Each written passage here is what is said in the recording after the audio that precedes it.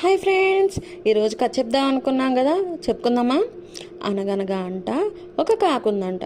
ఆ కాకి చాలా స్వేచ్ఛగా ఎగురుతూ తనకు కావలసిన ఆహారాన్ని తీసుకుంటూ ఉండేదంట. అయితే దాని దగ్గరలో ఒక గాడిద కూడా ఉందంట.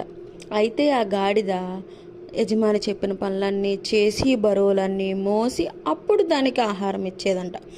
అయితే ఒకరోజు గాడిదతో కాకి ఇలా అందంట, గాడిద గాడిద, నువ్వింత కష్టపడుతున్నావు, కానీ నీకు కొంచెం ఫుడ్ పెడుతున్నారు అంతే, చాలా కష్టపడుతున్నావు కదా నువ్వు అని కాకి అడిగిందంట.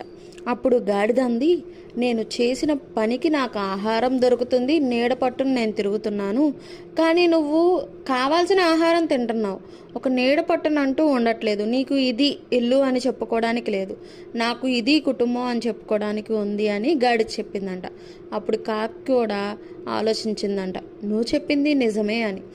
మనం ఇంట్లో పేరెంట్స్ చెప్తున్న మాట వింటే చుట్టూరు ఉన్న వాళ్ళు మనల్ని ఏమీ అనకుండా ఉంటారు. అదే పేరెంట్స్ తిడుతున్నారు కొడుతున్నారు అని మీరు బాధపడినట్లయితే బయట వాళ్ళు చెప్పే కొట్టినప్పుడు తిట్టినప్పుడు ఇంకా బాధ కలుగుతుంది. మనం ఇంట్లో అమ్మ నాన్న మాటలు వింటే స్కూల్లో టీచర్స్ కూడా మనం గుడ్ బాయ్ గుడ్ గర్ల్ అన్నట్టు ఉంటారు. సో ప్లీజ్ అమ్మా నాన్న మాటలు వినండి, గుడ్ బాయ్ గుడ్ గర్ల్స్లా ఉండండి. Okay, bye.